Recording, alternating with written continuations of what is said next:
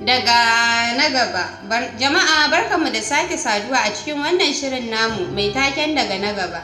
Shirin da ke kawo muku bayanan wasu 'yan kasuwa da ma kamfaninnika da suka yi nasara don samun ƙwarin gwiwa wajen cimma muradinku a duniyar kasuwanci.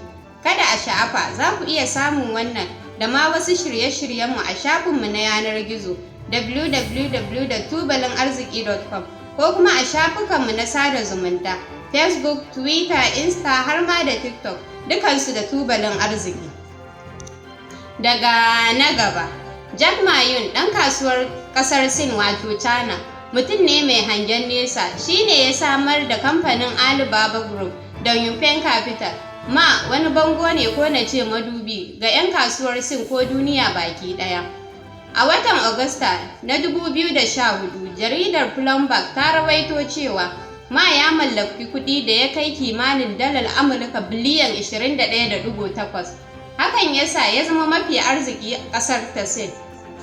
Ana ganinsa a matsayin wakilin Sin a duniyar kasuwanci.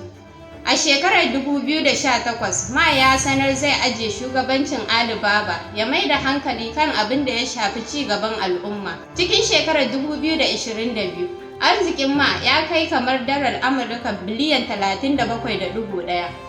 Da haka ya zama na 5 a masu arzikin Sin, kuma na 30 a duniya. Amma fa kafin nan an sha fama. An haifi Jack Ma a shekarar 1964, 10 ga watan Satumba. A shekarar 1982, Ma ya ɗauki jarabawar shiga kwaleji kuma aka yi rashin dace ya faɗi.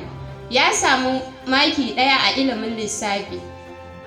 Bayan ɓacin rai, Ma ya nemi aiki a otal shi da wani ɗan uwansa, inda suka ɗauki ɗan uwan shi kuma bai samu ba, dalili da cewa shi gajere ne kuma siriri.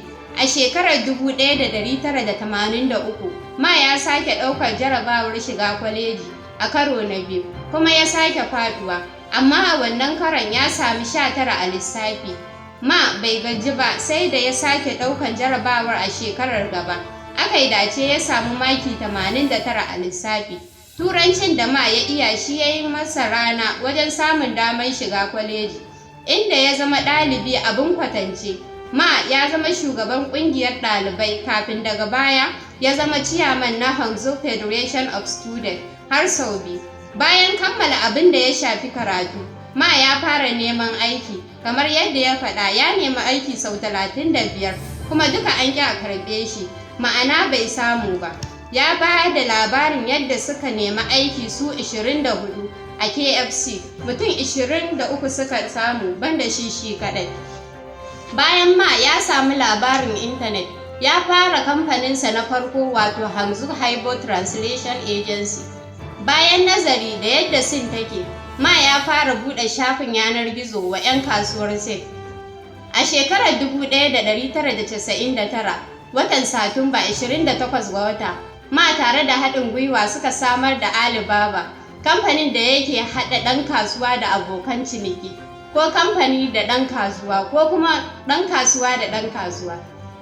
Kamar yadda jaridar Bloomberg ta rawaito, Alibaba suna hada-hadar kasuwancin da ya kai dalar Amurka biliyan 84.1 a kowace rana cikin shekarar 2021. Za mu iya cewa haƙuri ya yi rana, kai ma ka dage za ka yi nasara. Duka a nan za mu ja labulen shirin, wanda ya wallafa Mikdad Tukur. Ni Ruƙayya Salihu mai nasara da na gabatar, a madadin jagorori da injiniyoyin da suka sada ni da ku, nake cewa mu haɗu a wani sati.